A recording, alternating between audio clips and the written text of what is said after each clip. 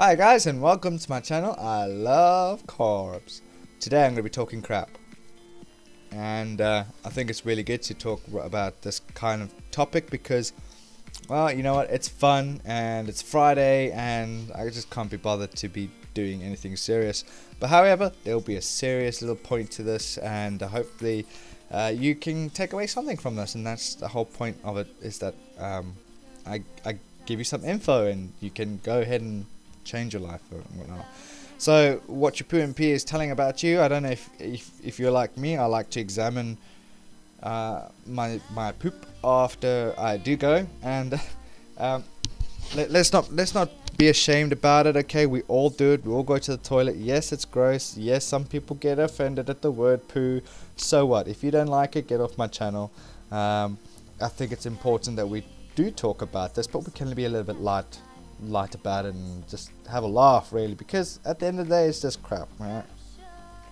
So the 4 S's that could save your life. I came across this little infographic a while ago. If you want to take this infographic, print it out, stick it on your bathroom door, feel free. The link is in the description below. I will make sure that it's available for you.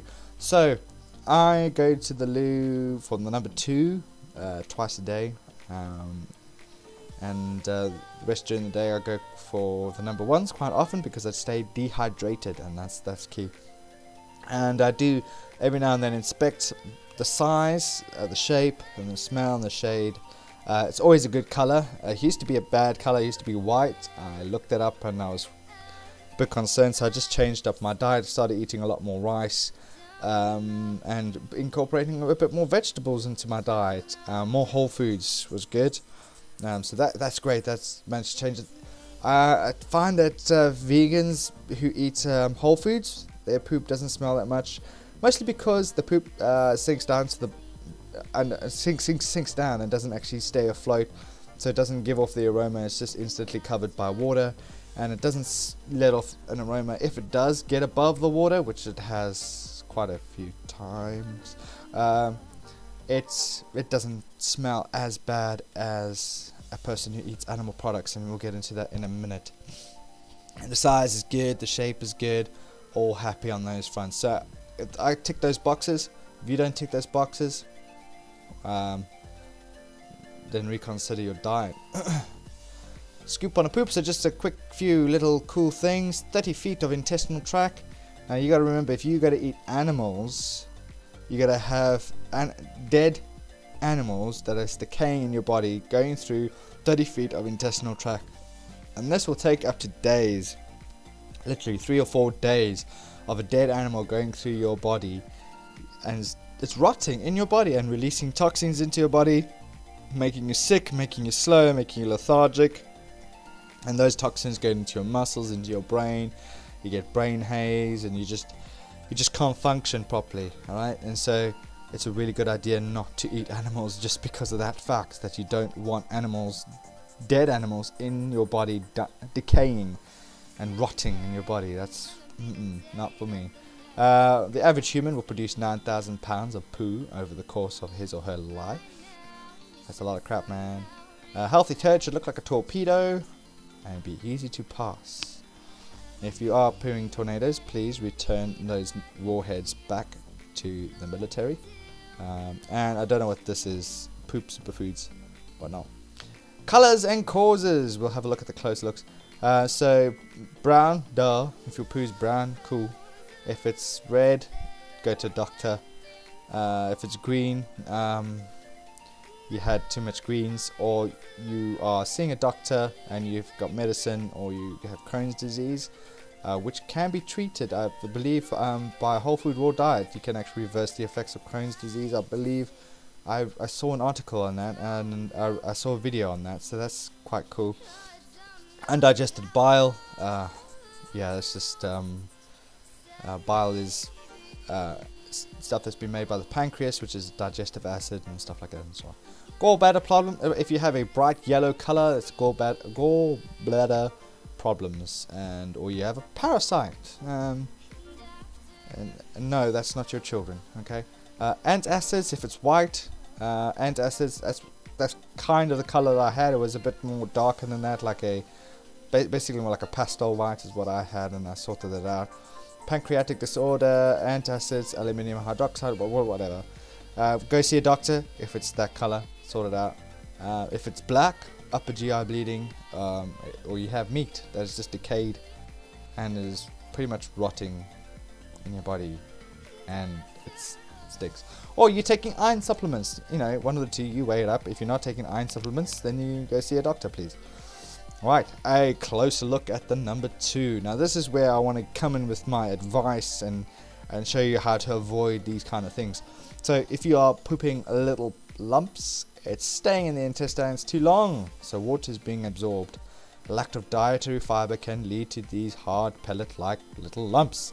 And you won't find fiber in animal products. You'll find fiber in fruits and vegetables and potatoes and rice and all those good wholesome foods, vegan foods. That's where you'll find fiber. It's good for your body, right?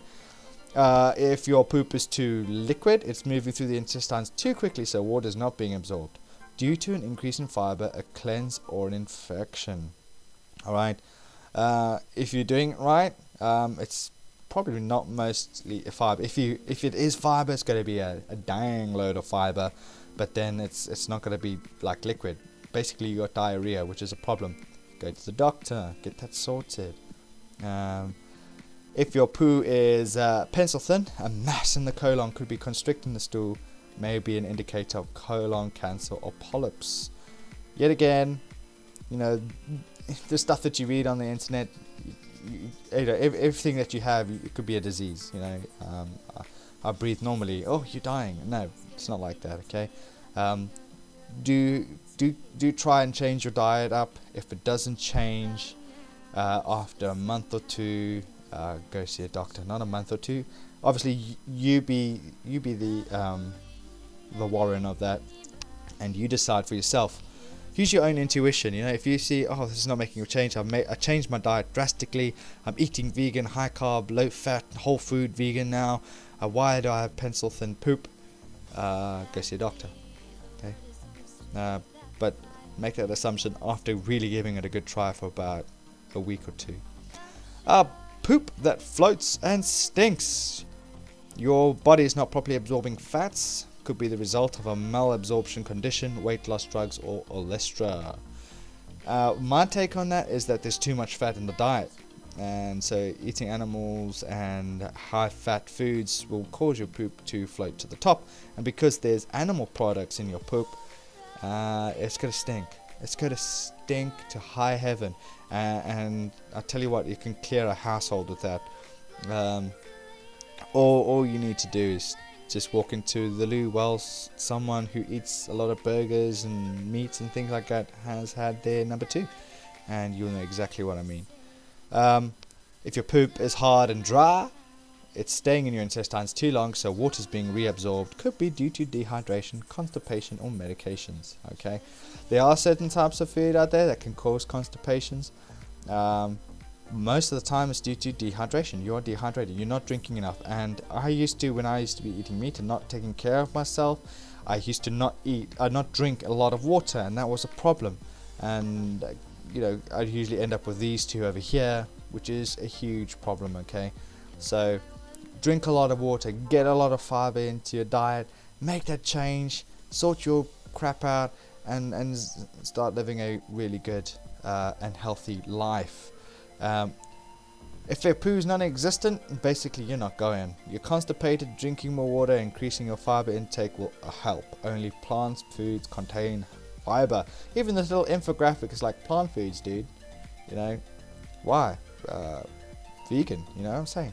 So drink more water, aim for 2 to 3 liters of water every day. So you go to the toilet up to 6 to 10 times a day. Make sure you're peeing clear. If you have your first wee for the day and it's brown, sort yourself out. Get water. Some people don't like water. Well, then you better sort it out. You better start liking water, right? Because if you're gonna start putting junk in your body, you're gonna get junk results, and that's not what you want. Drink water. This is easy for guys to do. I don't know how easy it is for ladies.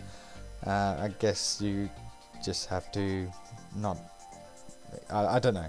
I don't know how you guys check for wee if you're a lady. But guys, it's easy. You just look where you're aiming, and happy days. And for the number 1, this is a bit of a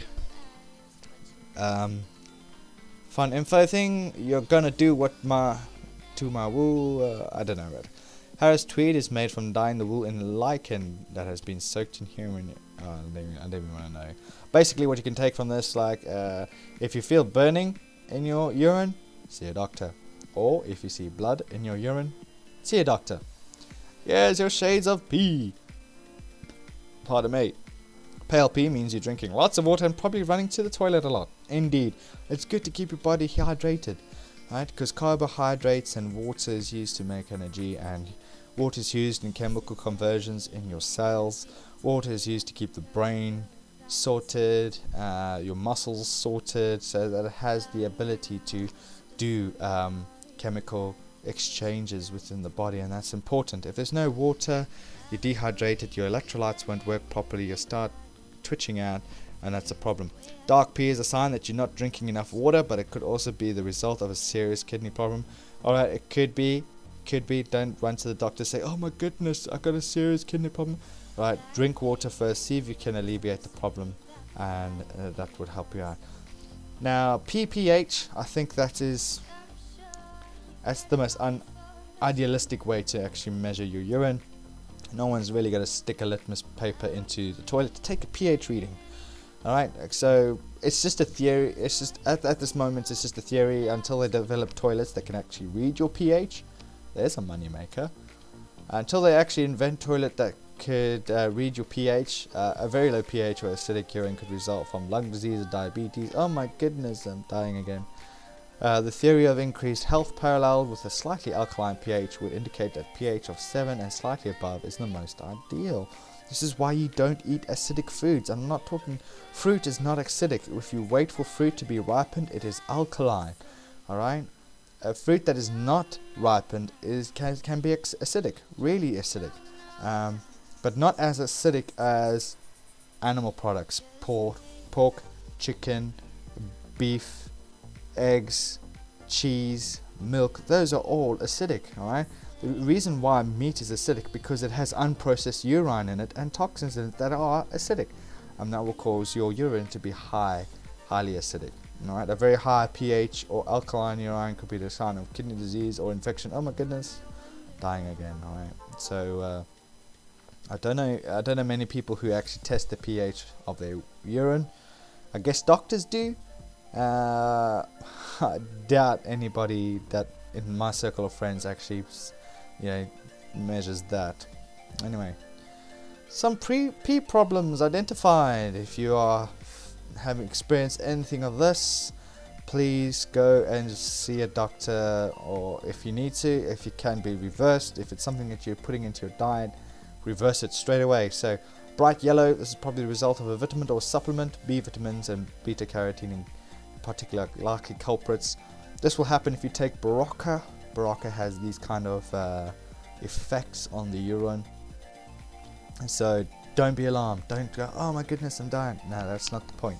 It's not the point of this. The point of this is me trying to tell you, drink water, eat fruit, go vegan type thing.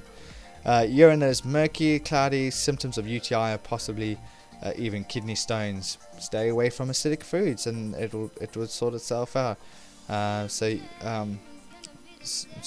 it, yeah. Red or pink food is often the reason for red urine, like beetroot or whatnot, but it could indicate the presence of blood, which is a sign of a serious problem. If it's if you change your diet and it's still a continuous problem, or if you're feeling pain or discomfort from that, go see a doctor. Alright, don't let these things linger and let it become a more serious problem. But give it a couple of days. If it doesn't improve, then you may go. I'm not saying don't go. Obviously it's your choice. This is just advice. You take it or leave it. I don't care. Right, no cause for alarm here. Foamy urine is usually caused by a large amount of protein in your diet. I don't know if, I think bodybuilders may experience that. I don't know. I've never experienced it. Orange, everything from blackberries to rhubarb to medication can cause this. It could also indicate jaundice or dehydration. Okay, if your urine is orange, drink water. If that changes, great. If not, change your diet. If it's still if it's not orange, that's great. If it still is, then go to a doctor. Alright, green or blue, this is likely due to something you ate, be it asparagus, something with blue dye, or certain medications and supplements. Blah blah blah. Okay, these things can be changed. It's not 100% serious. Alright, they can change on a day-to-day basis. Change your diet, see how that affects you, do your own experiments, and you'll see the best outcome for you. So the nose knows. We know all about asparagus. Rather interesting effect on the smell of our pee, and other foods can produce some strange results too. But if your urine has a sweet smell to it, there could be a problem. Sugar in the urine could be a sign of diabetes. Alright, again, if you have type 2 diabetes, it can be reversed. Or if you can prevent it from having a low-fat, high-carb vegan diet. And you'll be able to definitely reap the rewards of healthy crap. So thank you very much for watching, guys, and subscribe and comment and let me know if there's any other videos you'd like me to do, and we'll see what I can do. So have a good evening, have a good weekend, and make sure to carb up. Love your carbs, love it to bits, you know, marry it, kiss it, you know, do whatever you want with your carbs, but make sure you get plenty of it. So have a good evening, have a good weekend, and I'll catch you tomorrow. Ciao.